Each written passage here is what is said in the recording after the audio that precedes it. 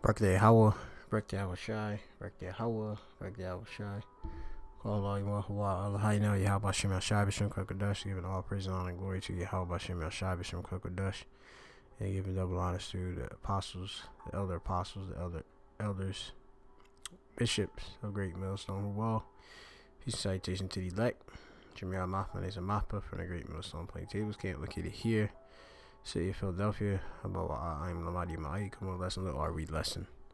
And lesson is just a visualization off of the visual capitalists on the 31.4 trillion owed in 2023 by the United States government owed to the Federal Reserve. Which the Federal Reserve is a private institution, a central bank that issues the currency to the United States. And as you can see, to understand the record high U.S. national debt, we start with $1 bill. Okay, and a dollar bill in this chick's hand right here. Give me one moment. See if I can zoom in.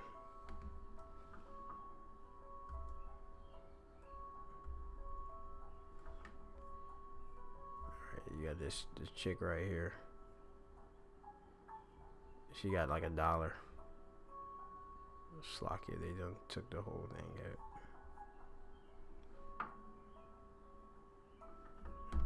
Hold up, one moment again.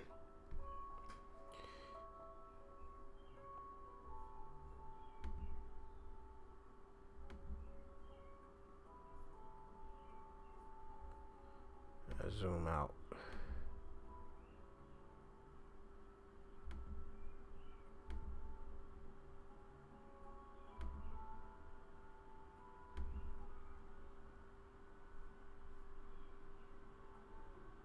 But if you can see, the chick has $1 in her hand, and then this is $10,000 here in dollar bills, and then you have $100, $100,000 here. All right. It says there are about 14 billion $1 bills currently in circulation. You have $1 million, which comes up to almost a little bit roughly underneath this man's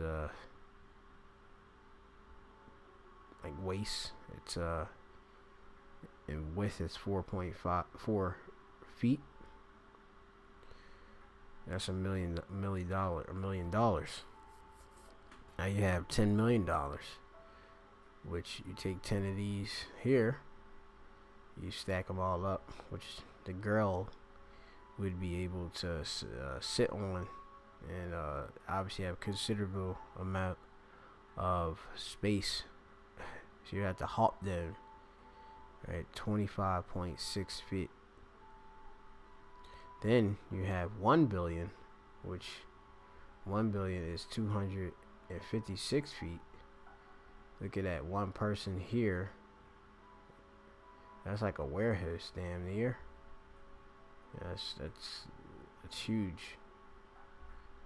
Then you have 1 billion, which 1 billion, if you ever imagine seeing a 747 plane, commercial plane, you know, 1 billion is one of these, which almost is near the length of it, if I'm not mistaken. But if you look at 1 trillion, which is 508 feet width, or you have here, you have the height. On this side is 358 feet, which is approximately 25 stories. That's loads of debt, and that's 1 trillion. And that's just 1 trillion. Remember, it's 31.4 trillion. That's the United States national debt. It says this is or the January 2023 debt is equivalent to about 94,000 per citizen, right? So each citizen owed $94,000. That increased. I remember it when it was about 86, if I'm not mistaken. But when you birth, that's how much everyone is in debt. All right. You have it here for one of these trillions.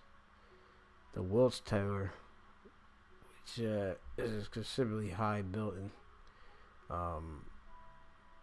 is 1,450 feet.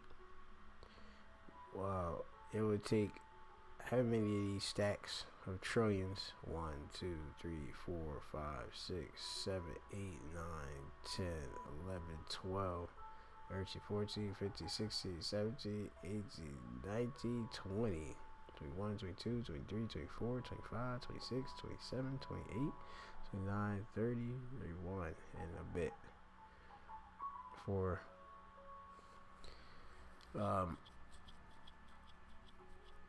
stack high. So I mean, these buildings, these structures, just showing you a visualization of how much money is owed. It can't be paid back. All right. Can you picture what 31 trillion looks like? The enormity of the United States government is hard for the average person to wrap their head around. For instance, compared to the median U.S. mortgage, the current level of federal debt is 230 million times larger. Okay, in the graphic by Julie Pesley, it shows how much $1 bills it would take to stack up to the total of U.S. debt of 31.4 trillion. How did the U.S. debt get so high? The U.S. national debt is how much the federal government owes to its creditors, right? And you have different people that buy the U.S. debt too. Different countries, own portions of the debt too. It says when the government spends more than it earns, it has a budget deficit and must issue debt in the form of treasury securities.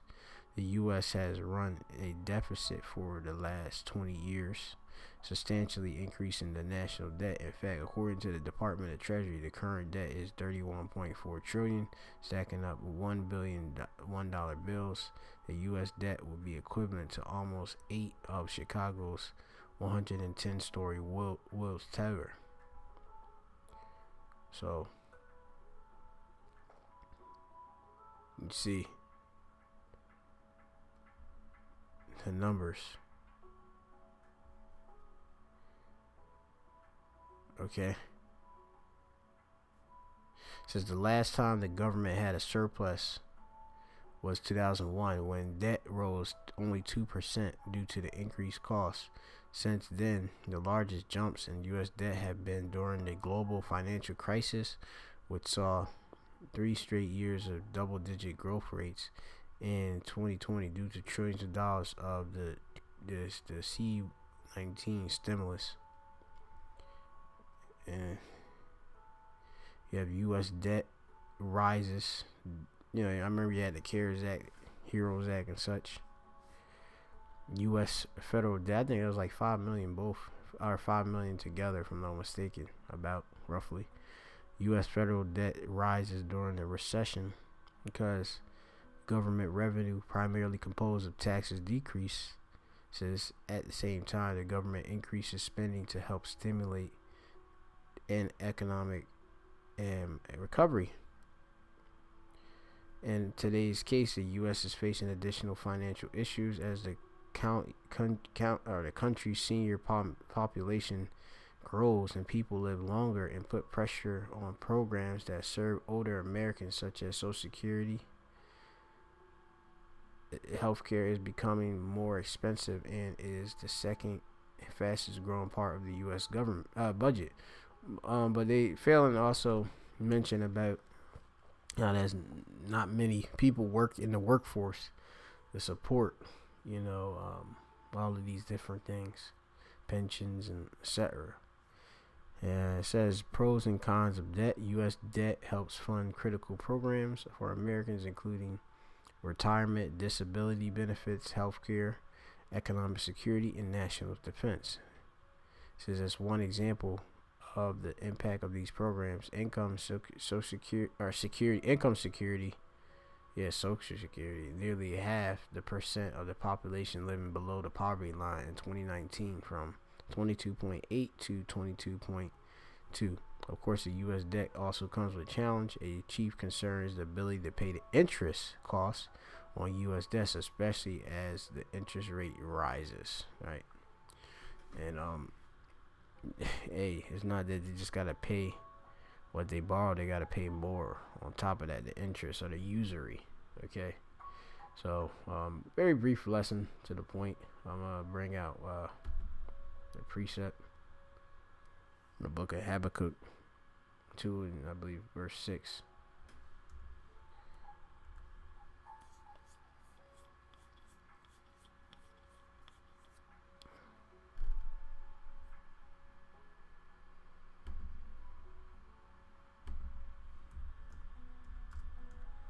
Book of Habakkuk chapter 2, verse 6. I'll start at 5. I'll start at 4. It says here, behold, his soul which is lifted up is not upright in him, but the just shall live by his faith. That's the soul within Esau Edom, whom has control of the earth. Alright, the soul that's within him is not upright. Okay.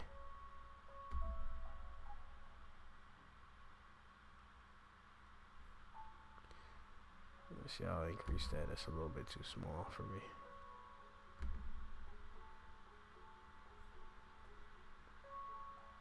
I mean, you can see how the man puts usury on on his brothers, being us Jacob, all right, him being Esau. He puts it on all the people, including his own Edomites counterparts, which is against the law, statutes, commandments. We could put usury upon the heathen, but you're not supposed to charge usury upon our fellow Israelites, our brothers and such. So-called Negroes, Latinos, Native Americans are the Israelites. And of course, you Israelite foreigners, they're scattered throughout the four winds that look like the heathen, but lineage go back to Abraham, Isaac, and Jacob. It says, also because he transgressed by wine, which is his philosophy.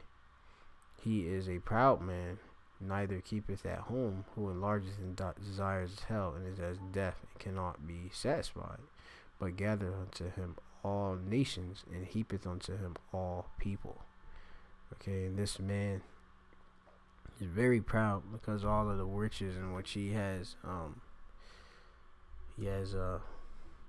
pretty much stolen, conquered, and acquired.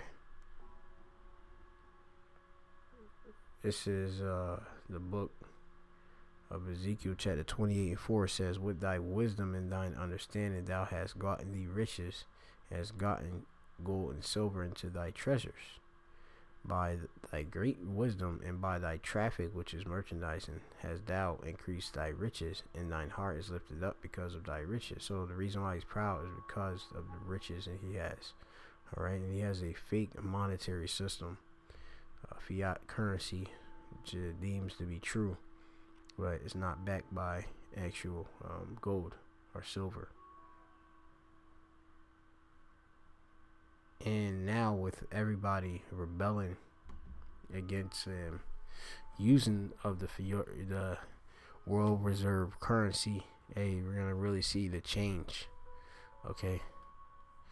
It says, shall not, this is Habakkuk chapter 6, 2 and 6. It says, shall not all these take up a parable, against him, and a taunting proverb against him, and say, woe or destruction to him that increaseth that which is not his. How long in to him which ladeth himself with thick clay.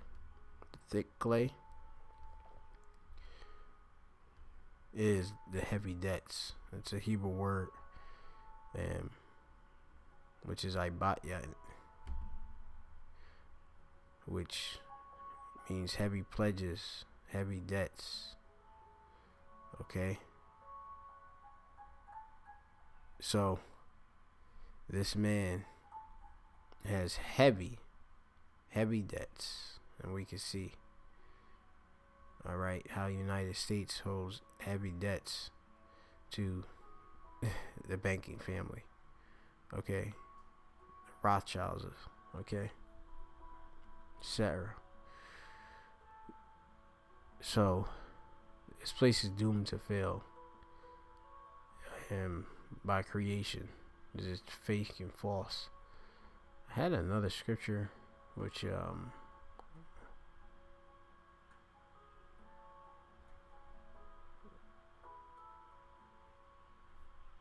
don't have it at this time. Let's see if I can get the one scripture, King James. Actually, I get it in a blue letter. My fault.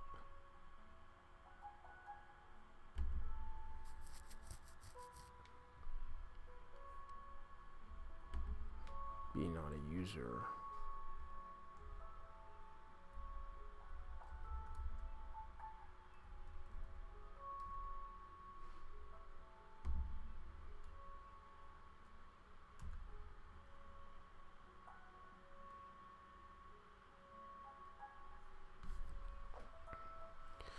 Exodus chapter 22:25. If thou lend money to any of my people that is poor by thee, thou shalt not be unto him a usurer, neither shalt thou lay upon him usury.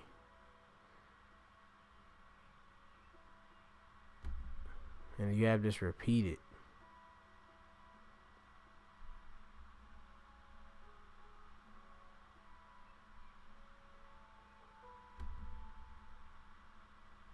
Usury in the Hebrew is nashah. I believe nashah means a burden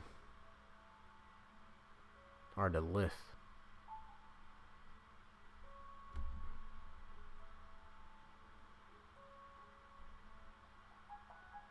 Creditor, to lend. Okay, to be a creditor, a extortioner. In the sense of nashah, or nasha'ah, which to be a creditor. Nashah. That's what Esau is, which is deceiver. Okay, that's what nashah is. And that's why he's a serpent. And the United States is not coming back at all out of this debt, despite the fact they would like to make you believe they are. It's not. It tells you in the book of Jeremiah, which the Bible is a book of prophecy.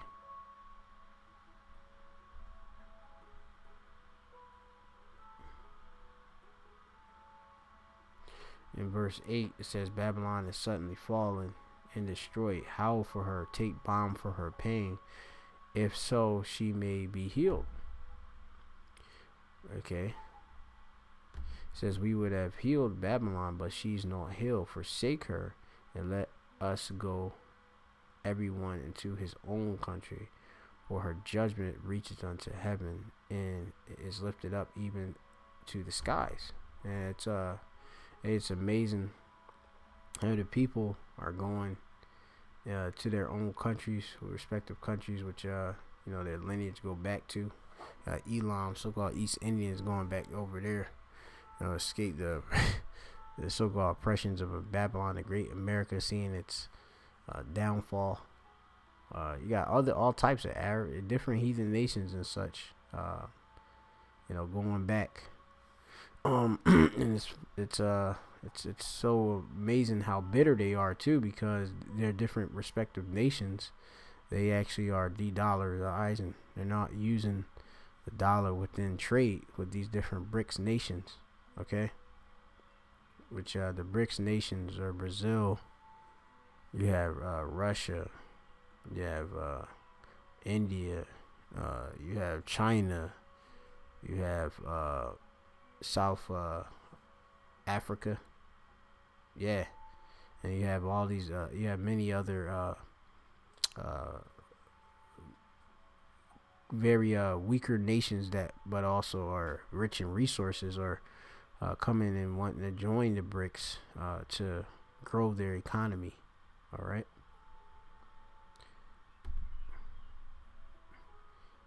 So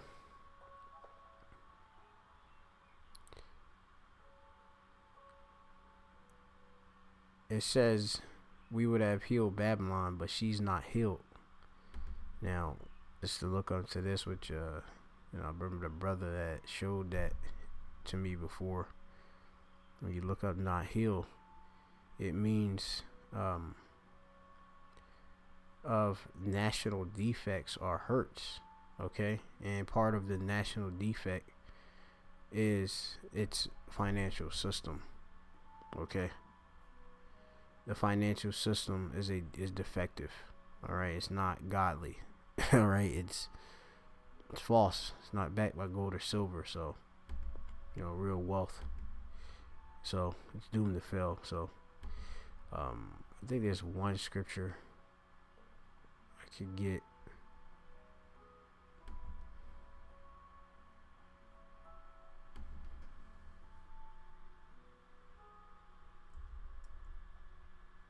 And it's fictitious.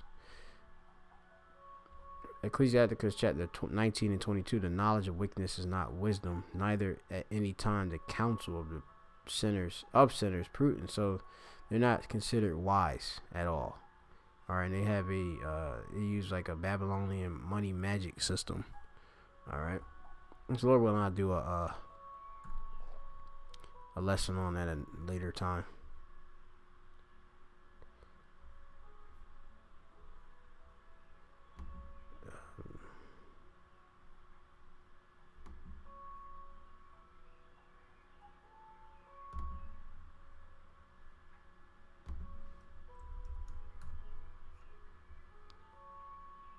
Yeah, so if you think these people are smart, you're fooled. Ecclesiasticus chapter 21 and 8. He that buildeth his house with other men's money is like one that gathereth himself stones for the tomb of his burial. It's its own trap. Alright, so this is meant to his hurt. Alright, the 3 the robbery, the treacherously this man has done. Alright, to the people. So it's particularly us as Israelites. So that who the earth was given to our hands are really given, was made for our sake, but been given in the power of him at this time. So he be taken out by Yahweh Shai. Alright, which is soon coming, whom the world and called Jesus Christ. So shalom to the elect, all praises to Yahweh Shem Shai Kadesh, double honors to the apostles, the elders, a great millstone, peace and salutation to the elect again. Shalom.